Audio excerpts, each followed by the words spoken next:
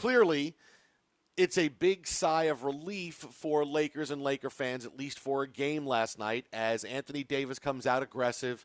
The Lakers beat the Blazers 111-98 in a game that was never even close. But, Rob, this is where things change really quick. Damian Lillard leaves the game late in the third quarter, and, trying to stick his hand in there, poking in for a loose ball. Dislocated left index finger. He went to the locker room, had it taped up, had it x-rayed, and x-rays were negative, so that's a really good thing for him. His status for Game 3, he doesn't really have a status right now. But he did say that he's going to play. Yeah, I mean, he I said did he's see going to that. play. Yeah, and Terry Stott said it's a little too early to tell. Obviously, it's good news that he has that it's been a negative x-ray, and generally when you have a dislocated finger like this, I've seen some doctors talk about it and say, the vast majority of people play the next game as long as it's not the next day. And so clearly it looks like Lillard could play, but suddenly, Rob, you go from 24 hours ago where the Blazers were, hey, this is our playoff. We're red hot. Look at Lillard. It's Lillard's playoff. He's the big star, bubble MVP, whatever you want to say about him. And here they are now trying to figure out, man, we just got boat raced in Game 2, and now we got to get ready for Game 3, and we have no idea how this injury is going to affect our best player. Things have changed overnight, literally, in the result of that game and Lillard getting injured, because even if Lillard was healthy, they were still not winning that game last night. It was all Lakers. When he left, they were down by 30, wasn't it? 85-55 or something like that. I mean, so the finger thing, I get it as we move forward, Jason. But, after Game 1, they came out and laid an egg. And I'm not really all that surprised. I know everybody was so caught up on Portland, and they were all in, and Dame Lillard, and the upset special. I heard all that, and I get it. The Lakers didn't play well in the bubble. Their 8 games were awful. I mean, go look at the numbers. They were down at the bottom in so many different categories, and then they laid an egg in Game 1 and played poorly. So, of course, people were you're going to hear more about it. But I picked the Lakers in this series. I just didn't think that Portland was going to be able, even throughout the struggles of the Lakers, that they would eventually be able to win. And the hard part is, and what's always, to me, the neutralizer in the NBA when you talk about teams is beating teams 4 times. You're beating Anthony Davis and LeBron James 4 times. That's not an easy task. It just isn't. And I think that's ultimately why, for the most part in the NBA, the better team always wins. Well, I'll take you a little bit further on that, because you have to take into account the psychology of what it's like now to play in the bubble, right? Because we don't talk about COVID-19 anymore when it comes to the NBA, because the NBA and the NHL have done such a phenomenal job keeping it out. Every week is 0 tests, 0 tests, 0 tests, which is awesome for us as fans, because it's so great to just pin our ears back and say we can focus on the NBA playoffs and talk about and really get into LeBron and can he do it, and Giannis and Harden and everything else. Whereas Major League Baseball, for instance, we watch it, but still COVID is in the background, because with games being postponed and but to how be things fair, are I'm going to say on baseball, there's a lot more teams and a lot more people. I don't think it was nearly as easy to do as it has been with the NBA in one bubble, and the same thing, NHL I think has 3, and you're talking about playoffs, not regular season. So I just think, to be fair, it was a daunting task for Major League Baseball to try to put that together.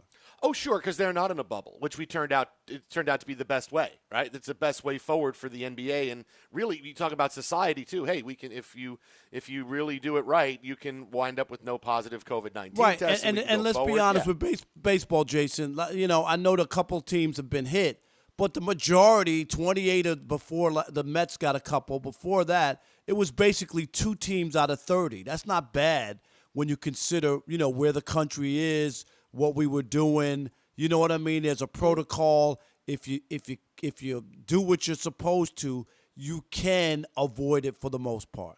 Right. It's been a little bit rougher, but it's been part of the conversation for baseball, where we've kind of forgotten about it for the end, which is a good thing, that we can focus on the sports and not forget it. But you also have to take into account that the players, now they've been in the bubble for a while, and it's been in existence unlike anything they've ever seen, and now you're trying to navigate the playoffs.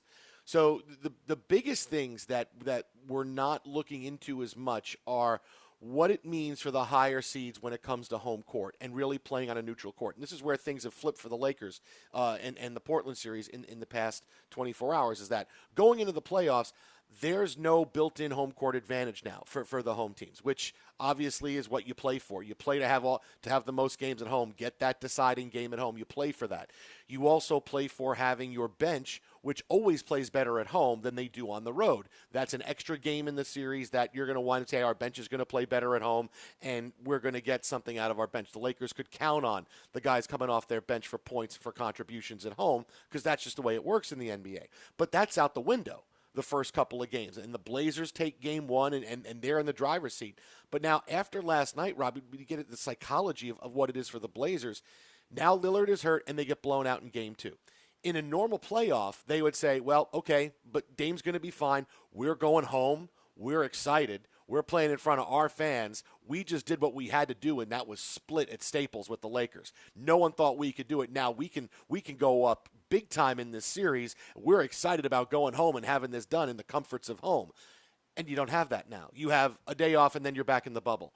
And you're trying to solve your issues where it's just been a day after day, not surrounded by the creature comforts, not being able to say, well, now we're going home, and at least if we're trying to navigate after what happened in game two, we're used to our surroundings. We feel more at ease. It's the more time goes on, the more people are away. It's a grind. And mentally, you have to be so incredibly strong to be able to not just get through the playoffs, but the psychology of having to play. We're away from home. We're in a bubble. We're not around our loved ones. We can't do anything. The games count now. There's a lot of pressure, and the psychology of it is something you really have to take into account, because now it's flipped on the Blazers, who were looking for some kind of positivity, but now it's, well, we just lost game two, and now Lillard's up in the air, and who knows where we're at. No, definitely. It's a wowsy, woo-woo morning for the Portland Trail Blazers. Wow, I like that, a wowsy, woo-woo morning. That sounds was like something my mom would say. Come on, get up. It's a wowsy, woo-woo Friday. Get up, time for school. Just from the standpoint that it's like, that was from the old, do you remember the Pebbles and Bam Bam show? Oh, my God. Yeah, when they were in the rock band together? Yes. And that was Bad Luck Schlep Rock. That was his saying. Parker. Wowsy, woo, because he was bad luck.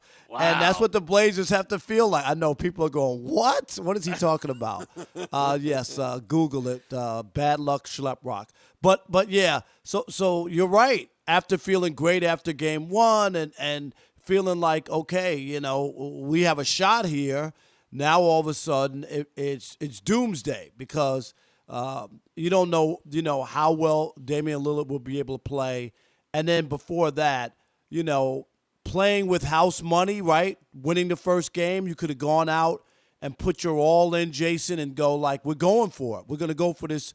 Just lay it all out on the table in game two and try to win game two and put them in a real spot where the Lakers would then have to win 4 out of 5 in order to survive and move on.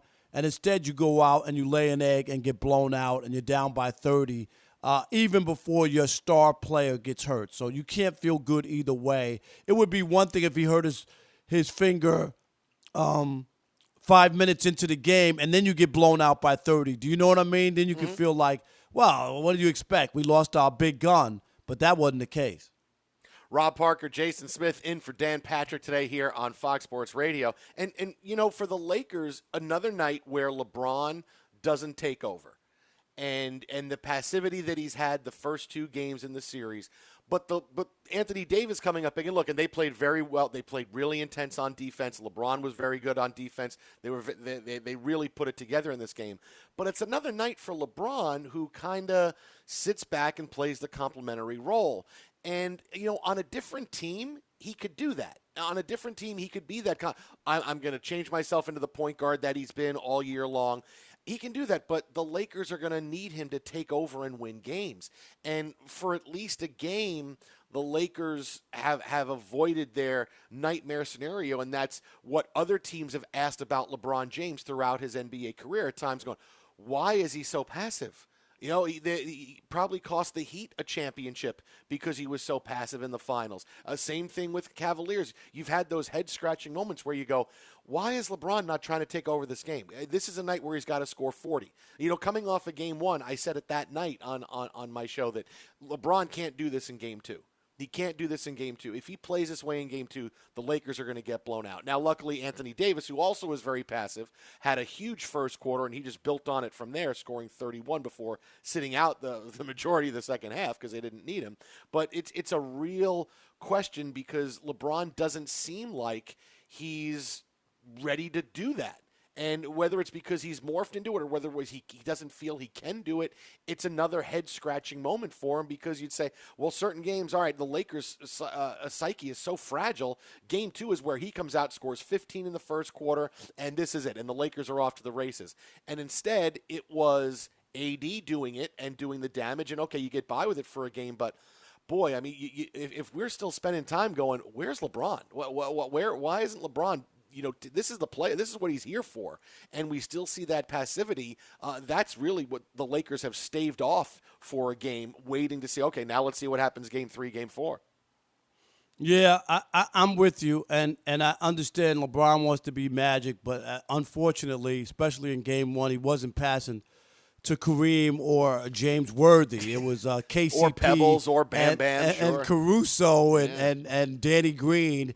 And you just say to yourself, I think you might be better off with the ball yourself and trying to score than just giving up the rock to other guys, especially since they weren't performing. But we'll see as you go forward. I'm with you. You need a more aggressive LeBron and a less passive one.